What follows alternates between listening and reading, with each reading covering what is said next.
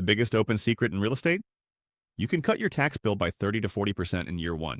Most investors wait 27 and a half or 39 years to fully depreciate their buildings. But the IRS actually encourages you to accelerate your depreciation. It's called cost segregation, and the IRS specifically allows it. Instead of depreciating your entire building slowly, you break it into components and pull forward years of tax savings.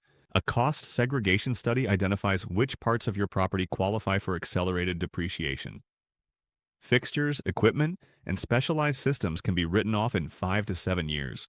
Land improvements like parking lots and landscaping? Just 15 years. Take this $5 million office building.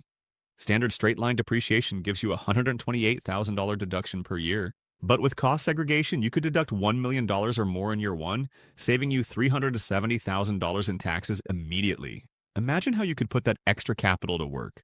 The IRS has published guidelines supporting this strategy since 1962, and Congress expanded the benefits in the One Big Beautiful Bill legislation in 2025.